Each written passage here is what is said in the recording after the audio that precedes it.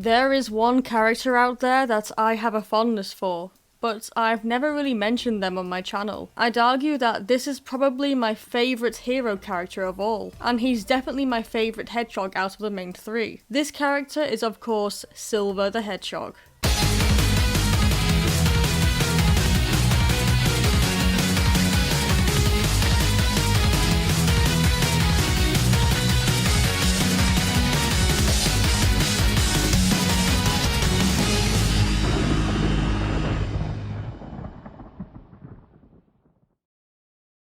Back when I first became a Sonic fan, Silver was probably one of the most hated characters. This was because he hadn't really been appearing in any main games, and the only ones he had appeared in before his grand return in Sonic Generations were Sonic 06, Sonic Rivals, and Sonic Rivals 2, all games which were either not noticed or hated by fans. Plus, his story was pretty much recycled in all these games. His world was destroyed, he was trying to fix it, he was gonna fight anyone who got in his way even if he was wrong. Even when Sonic Generations came out, he was still picking a fight for no reason. Overall, Silver was a naive and gullible young hedgehog who wasn't really close to Sonic and friends. But when Sonic Forces came out, his character underwent an amazing change which should have been focused on a lot more. And this change is something I will be talking about with you guys in this video. As I already mentioned, Silver was usually portrayed as a young and gullible individual who was often easily tricked. He wasn't very good at making his own decisions, and when he did,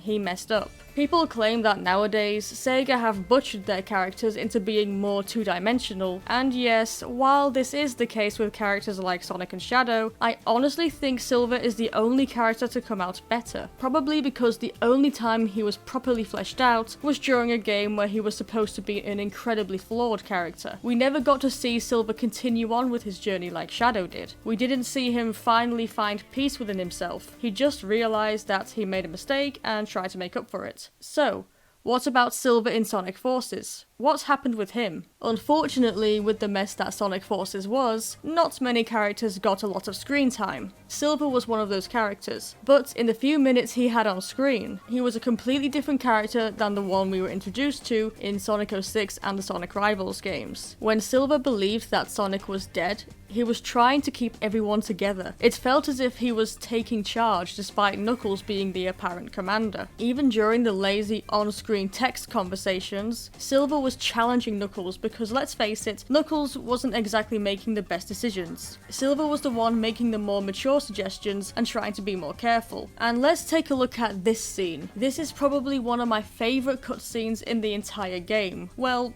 the first half at least. We see Silver, alone, standing up to Infinite. He knew that Infinite had beaten Sonic in combat, and all of the other characters seemed very cautious of him. Even Espio, of all people, seemed afraid of him. I think we can hold them off for now. No, wait! Watch out! The masked one's here.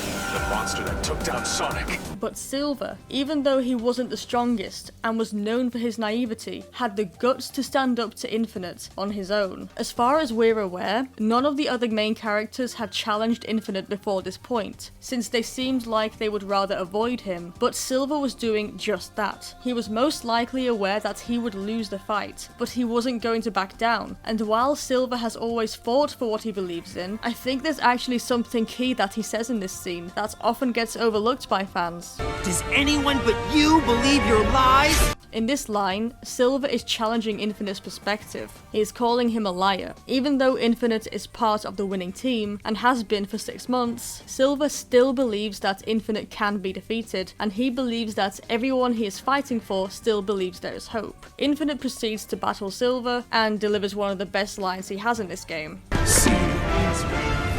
This quote foreshadows the fact that Infinite's Phantom Ruby creates illusions that people believe to be real, but it also goes back to what the actual conversation between him and Silver was about. Infinite had threatened to crush Silver to keep the rabble in line, basically threatening to kill him to set an example. So by telling Silver that seeing is believing before going down for the kill is also his way of telling Silver that when people see him dead, they will still believe that no hope is left for them. But of course, Sonic comes and saves the day, and Silver pretty much does does nothing for the rest of the game because apparently he is healing after his battle with Infinite, but whenever we see him in the background or in the war zone, he looks just fine. I'm also going to quickly add that it's interesting to see Silver working with Sonic's friends in this game. We're never given a direct reason why, considering Silver is from the future, but whatever reason it is, he is working with them, and that is something we've never really seen. Usually he fights the heroes first and then joins them. If I were to guess why he was in Sonic Forces, I'd say that his world was destroyed by Eggman's Rising, but then again, Silver doesn't do anything to affect the plot, so he's probably just there for fun. Still, that doesn't change just how interesting it is to finally see him working with the heroes properly. So, if I were to analyze Silver's character in Sonic Forces, I would say that he was an optimist, but also a realist. He will never give up, and still hopes to win, even though the odds are against him and his team.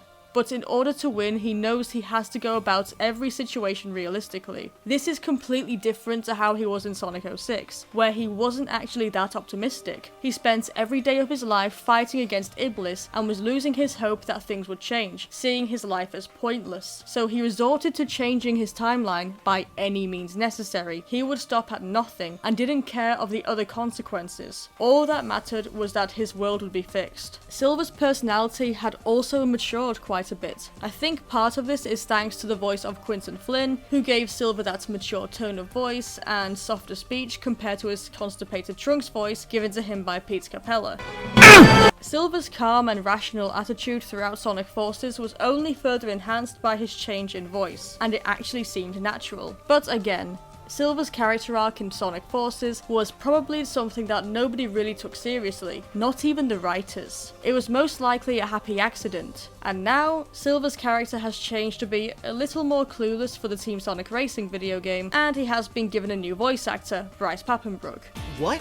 Oh, thanks. I don't mind this character change, but I would have loved to have seen more of the Silver from Sonic Forces. And that's really all there is to say about Silver's development in Sonic Forces. There was so little we saw of it, but what we did see was actually amazing for Silver as an individual. And I wish Sonic Forces had been an adventure-styled game, where you played as different characters. Seeing Silver's perspective on everything would have probably given a darker tone to the game, because he was taking everything seriously, and was willing to die fighting Infinite alone. But then again, if Silver had been focused on, I somehow feel like the writers would have ruined him. They seem to just be better at writing background characters than major characters who drive the plot forward. So with that being said, I want to hear your thoughts in the comments. What do you think about how Silver's character changed in Sonic Forces? What more would you have wanted to see from him? And were there any other characters in Sonic Forces who you think actually went through some positive changes despite not being focused on? Do let me know in the comments, and don't forget to subscribe to my channel for more content like this. I'm Lord Danny, signing out.